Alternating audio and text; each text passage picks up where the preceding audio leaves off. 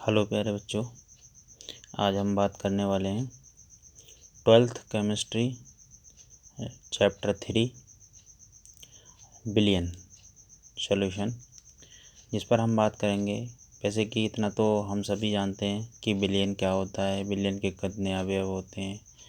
Billion दो अवयवों से मिला हुआ एक मिश्रण होता है जिसे हम बिलियन कहते हैं। अब वो दो अवयव हैं कौन कौन से? एक होता है विलेय और एक होता है विलायक। विलेय और विलायक को कैसे आइडेंटिफाई करेंगे? तो विलेय और विलायक को आइडेंटिफाई करने के लिए सबसे सरल और आसान तरीका है, जिस प्रश्न में विलेय और विलायक दोनों में जो मात्राएं हैं, जिसकी मात्रा कम होगी वो मात्रा विलेय की होगी और जो मात्रा अधिक होगी वो मात्रा विलायक की होगी। वैसे तो भौतिक रूप से विलेय जो होते हैं ठोस होते हैं, लेकिन ये कहा नहीं जा सकता ये कहाँ तक ठीक होगा। विलेय लिक्विड भी हो सकते हैं, गैस भी हो सकते हैं। अब विलेय और विलायक क्या होते हैं, इनके बारे में एक छोटी सी आपको छोटी छोटी परिभाषाएं मिलेंगी कि विलेय वे पदार्थ होते हैं जो विलयन में विलायक में घुल जाते हैं, और विलायक वे पदार्थ होते हैं जो विलेय को अपने अंदर घोल लेते हैं। ठीक है, तो विलेय की मात्रा कम होगी और विलायक की मात्रा ज़्यादा होगी। जैसे अगर हम कहें चीनी पानी का विलयन, तो अगर 1 लीटर पानी है तो उसमें 100 ग्राम चीनी होगी, तो चीनी जो होगा वो ठोस है, फिलहाल वो विलेय का काम करेगी। ऐसे ही जो विलयन बनेगा उसमें दो अवयव होंगे, विलेय और विलायक का। विलेय को हम सॉल्यूट कहते हैं और विलायक को हम सॉल्वेंट कहते हैं। तो प्यारे बच्चों, आज बात करेंगे हम विलयन की सांद्रता कैसे निकालते हैं, उसकी कितनी विधियां हैं। ठीक है, तो विलयन की सांद्रता पर हम बात करेंगे। Concentration of solution. विलयन की सांद्रता क्या होती है? विलयन की सांद्रता को निम्न प्रकार से व्यक्त किया जाता है। किसी विलयन की सांद्रता उस विलयन की क्या कहलाती है? उसकी सांद्रता में नहीं, प्रति लीटर में मिलीलीटर में हम ज्ञात करते हैं, लेकिन सांद्रता का मतलब होता है एक प्रकार से कि वो विलयन कितना गाढ़ा है। ठीक है, वो बताता है। तो इसमें हम विलयन की सांद्रता को निम्न प्रकार से व्यक्त किया जाता है। नंबर 1, भार प्रतिशतता में, यानी कि in percentage by wait, W/W। तो इसमें हम लिखेंगे, देखिए मेरे साथ आप नोट्स बनाएं, और आप अगर नोट्स बनाएंगे केमिस्ट्री का, तो आपको एक अच्छी समझ और एक अच्छी पकड़ आपके माइंड में एक केमिस्ट्री का कॉन्सेप्ट विकसित होगा।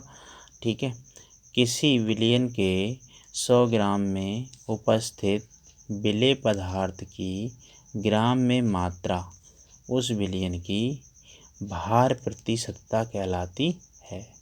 सपोज करो कोई विलयन है और विलयन के 100 ग्राम में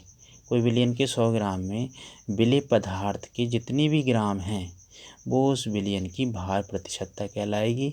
इसके लिए व्यंजक सीधा सीधा जाता है, भार प्रतिशतता बराबर विलेय की ग्राम में मात्रा बटे विलयन की ग्राम में मात्रा गुणे 100, क्योंकि प्रतिशतता पे बात होगी तो 100 से मल्टीप्लाई करेंगे। जैसे हम छोटा सा न्यूमेरिकल पे बात करें कि NaCl नमक के विलयन की सांद्रता 40% है, तो इसका अर्थ क्या होगा? तो हम कह सकते हैं कि 100 ग्राम विलयन में 40 ग्राम जो है 40 ग्राम और जल तथा कितना होगा, तो 100 ग्राम में से हम 40 ग्राम, क्योंकि NaCl विलयन की सांद्रता हमें दे रखी है 40%, तो 40% का मतलब है कि उसमें 40% तो है नमक और 60% है जल। ये बताता है कि 100 - 40 बराबर 60 ग्राम। तो 60 ग्राम क्या हो गया? पानी, और 40 ग्राम हो गया नमक। तो इस प्रकार से हम आसानी से हीट एंड ट्रायल मेथड से भी बता सकते हैं। अच्छा, दूसरी इसकी मेथड है किसी विलयन की सांद्रता ज्ञात करने के लिए आयतन प्रतिशतता में। तो कह रहा है कि इन परसेंटेज बाय वॉल्यूम, यानी कि यहाँ पे आप देख रहे हैं स्मॉल W/कैपिटल W, और यहाँ पे आप बात करेंगे, देखिए स्मॉल w यहाँ पर कह रहा है कि जो स्मॉल w है वो विलेय की ग्राम में मात्रा है, और जो कैपिटल W है वो विलायक की ग्राम में मात्रा है। यहाँ पर हम बात करेंगे स्मॉल V/कैपिटल V। तो कह रहा है किसी बिलियन के 100 ml में उपस्थित विलेय पदार्थ का ml में आयतन, मिलीलीटर में आयतन उस विलियन की आयतन प्रतिशतता कहलाती है। तो आयतन प्रतिशतता यानी वॉल्यूम परसेंटेज बराबर होता है विलेय का मिलीलीटर में भार बटे विलियन का मिलीलीटर में भार गुणे 100। अगर हम ये कहें कि एथिल अल्कोहल कोई विलियन है और उस विलियन की सांद्रता 30% है, तो इसकी आयतन प्रतिशतता क्या होगी? तो हम सीधे सीधे वही मेथड लगाएंगे कि 100 में से 30 को घटा देंगे, क्योंकि 30% दे रखा है। तो 100 में से जब 30 घटाएंगे तो हमारे पास जो बचेगा वो 70%। तो हम कह सकते हैं कि एथिल अल्कोहल जो है वो 30 ml है और 70 ml जो है वो पानी है। तीसरी हम इसकी मेथड पे हम बात करने वाले हैं ग्राम प्रति लीटर में। ठीक है, बने रहिए हमारे चैनल में और आप एक अच्छा नोट्स बना सकते हैं आप अच्छी तैयारी के लिए, बोर्ड एग्ज़ाम की अच्छी प्रिपरेशन के लिए। तो इसमें हम बात करेंगे कि ग्राम प्रति लीटर में, इन ग्राम पर लीटर किसी विलियन के 1 लीटर में उपस्थित विलेय पदार्थ की ग्राम में मात्रा उस विलियन की ग्राम प्रति लीटर में सांद्रता कहलाती है। तो हम यहाँ पर कह सकते हैं कि ग्राम प्रति लीटर में सांद्रता ज्ञात करने के लिए विलेय की ग्राम में मात्रा बटे विलियन का आयतन लीटर में। अब इस पर एक छोटा सा हम न्यूमेरिकल पे बात करें कि NaCl के 1 विलियन की सांद्रता 40 ग्राम प्रति लीटर है। तो इसका क्या मतलब हुआ? तो कह रहे हैं कि 1 लीटर विलियन में 40 ग्राम नमक उपस्थित है, यानी कि NaCl उपस्थित है। ठीक है, तो और इसकी चौथी मेथड जो है विलियन की सांद्रता ज्ञात करने के लिए वो है नॉर्मलता, कि विलियन की नॉर्मलता क्या एक मेथड है जो विलियन की सांद्रता को व्यक्त करती है, इन नॉर्मलिटी। तो हम इस पर बात करेंगे, बने रहिए हमारे चैनल में टीच बाय PPSG में। अगर हमारे कॉन्सेप्ट आपको समझ में आए, अच्छे लगें, तो आप हमें कमेंट कर सकते हैं, लाइक करें, शेयर करें, और ताकि आने वाली वीडियो हमारी एक इंटरेस्टिंग वीडियो हो सके, आप इसका रिप्लाई हमें ज़रूर दें। फिर हम बात करते हैं नॉर्मलता पे। तो कह रहा है 1 लीटर विलियन में उपस्थित विलेय पदार्थ के ग्राम तुल्यांकों की सांद्रता उस विलियन की नॉर्मलता कहलाती है। देखिए यहाँ पर बात आई है ग्राम तुल्यांकों की संख्या, है ना। रिपीट करते हैं, 1 लीटर विलियन में उपस्थित विलेय पदार्थ के ग्राम तुल्यांकों की संख्या उस विलियन की क्या कहलाती है? नॉर्मलता कहलाती है। इसे कैपिटल N से व्यक्त करते हैं या डिनोट करते हैं।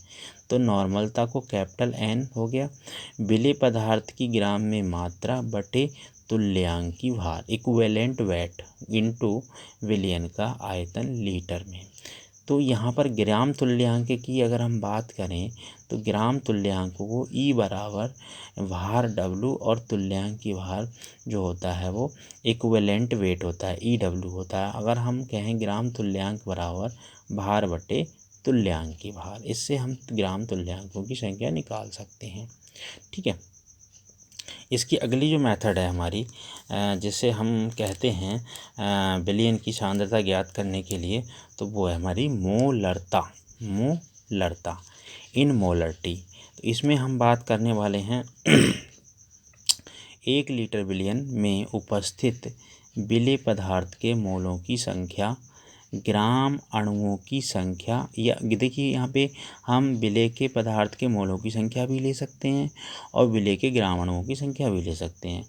उस विलियन की क्या कहलाती है? मोलरता कहलाती है। अगर 1 लीटर विलियन में किसी पदार्थ के ग्राम अणुओं की संख्या है या किसी पदार्थ के मोलों की संख्या है, तो उस विलियन की क्या कहलाएगी? मोलरता कहलाएगी।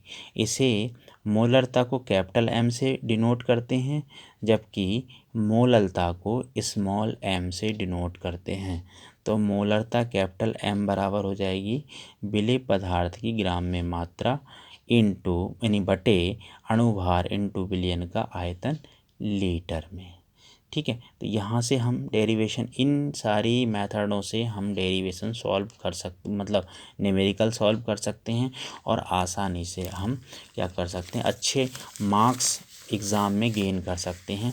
ठीक है, तो इसमें कोई डरने वाली बात नहीं है, आप बने रहिए और एक अच्छा नोट्स यहाँ पर आप प्रिपेयर कर सकते हैं। अपने छोटे भाई बहनों को भी यहाँ पर बता सकते हैं। चैनल का लिंक मैं आपको आपके दे दूँगा, डिस्क्रिप्शन से आप ले सकते हैं। और आप, तो अगली हमारी जो मेथड है, इम्पोर्टेंट मेथड है मोललता।